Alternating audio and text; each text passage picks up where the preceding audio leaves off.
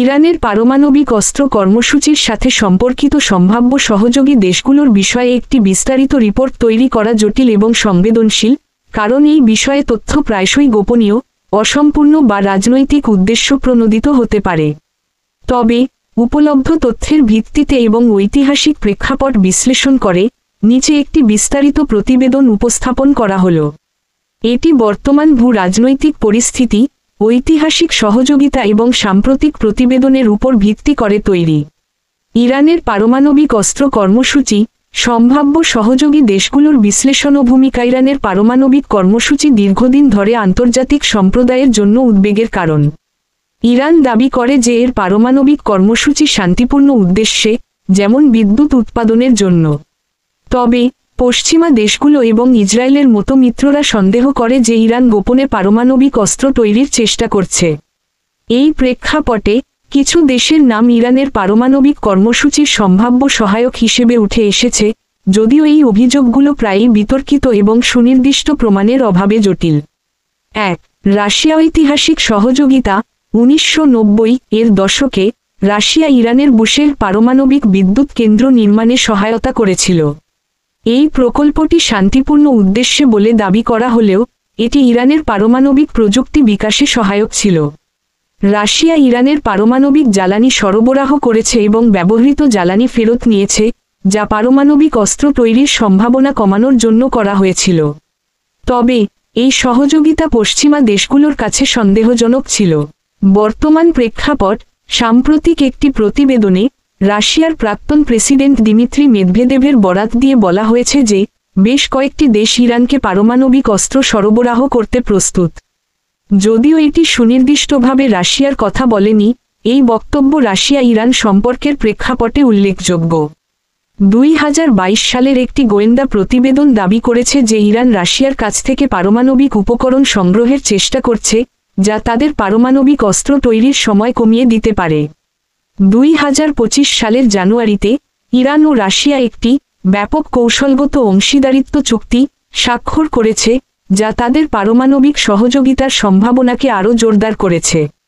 সম্ভাব্য উদ্দেশ্য: রাশিয়া পশ্চিমা দেশগুলোর বিরুদ্ধে ভূ-রাজনৈতিক প্রভাব বাড়াতে ইরানকে সমর্থন করতে পারে। ইরানের সাথে সামরিক ও প্রযুক্তিগত সহযোগিতা রাশিয়ার জন্য মধ্যপ্রাচ্যে প্রভাব বিস্তারের একটি উপায়। ইউক্রেন যুদ্ধে ইরান রাশিয়াকে ড্রোন এবং ব্যালিস্টিক ক্ষেপণাস্ত্র সরবরাহ করছে, যা দুই দেশের মধ্যে কৌশলগত সম্পর্ককে আরও গভীর করেছে। সীমাবদ্ধতা: রাশিয়া আন্তর্জাতিক পারমাণবিক অপসারণ চুক্তি (এনপিটি) এর সদস্য এবং সরাসরি পারমাণবিক অস্ত্র প্রযুক্তি হস্তান্তর করলে তা আন্তর্জাতিক নিষেধাজ্ঞার কারণ হতে পারে। রাশিয়া সম্ভবত ইরানের পারমাণবিক অস্ত্র কর্মসূচির পরিবর্তে শান্তিপূর্ণ পারমাণবিক প্রযুক্তি সরবরাহের দিকে বেশি মনোযোগ দেবে। 2. চীন। ঐতিহাসিক সহযোগিতা।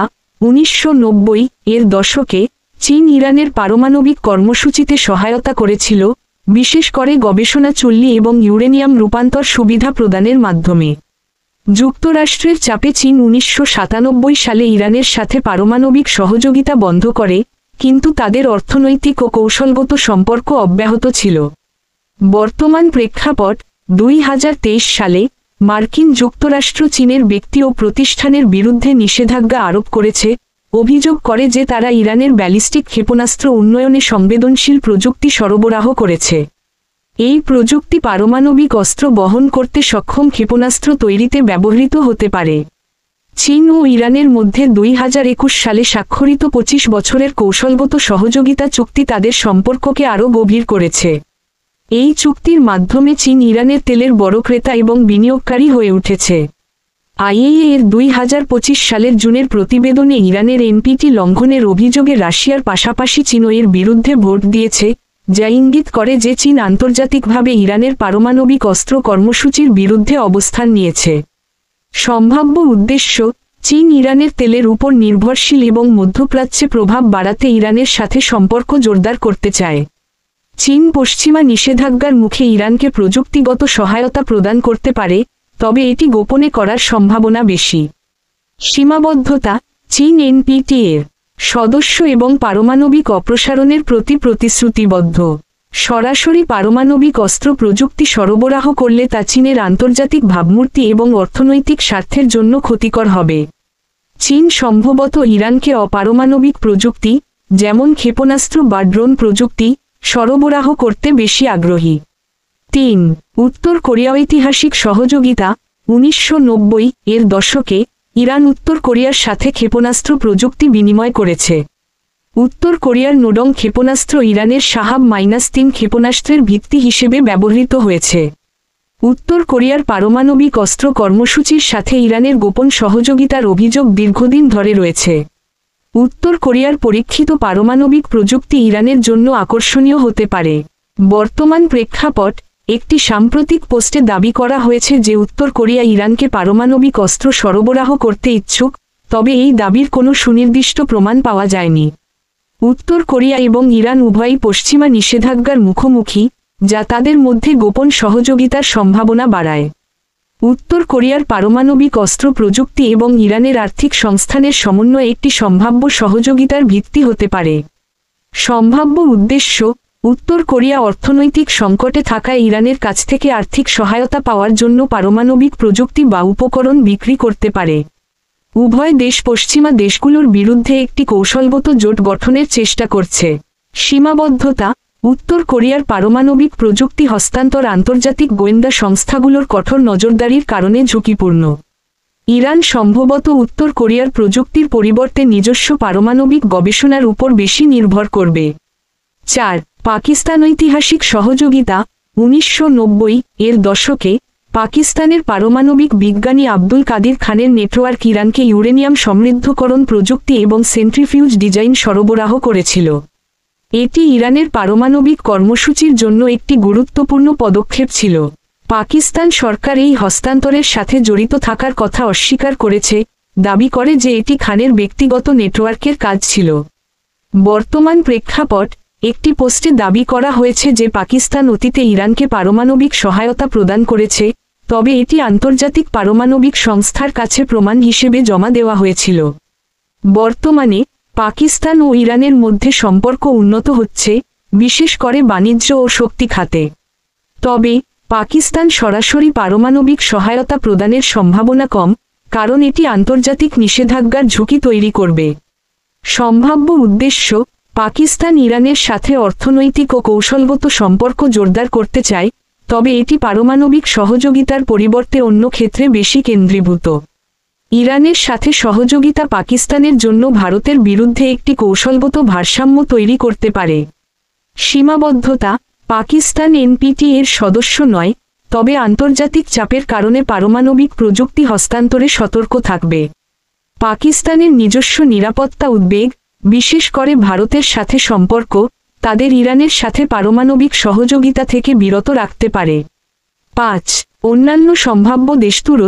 তুরস্কের সাথে ইরানের অর্থনৈতিক সম্পর্ক রয়েছে, তবে পারমাণবিক সহযোগিতার কোনো সুনির্দিষ্ট প্রমাণ নেই। তুরস্ক নিজেও পারমাণবিক অস্ত্রের পরিবর্তে শান্তিপূর্ণ পারমাণবিক প্রযুক্তির উপর মনোযোগী।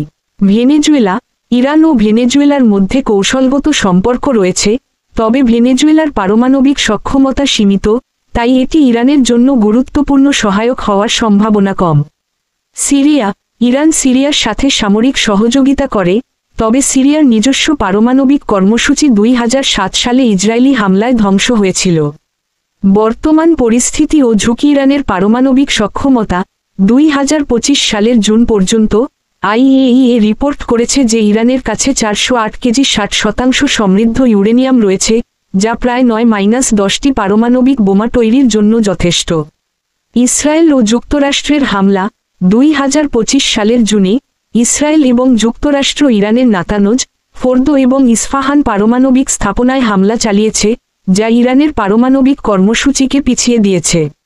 এনপিটি থেকে প্রত্যাহারের হুমকি।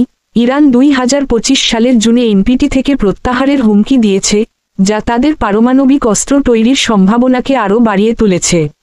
উপসংহার: ইরানের পারমাণবিক অস্ত্র কর্মসূচির জন্য সম্ভাব্য সহায়ক দেশ হিসেবে রাশিয়া, চীন, উত্তর কোরিয়া এবং অতীতে পাকিস্তানের নাম উঠে এসেছে।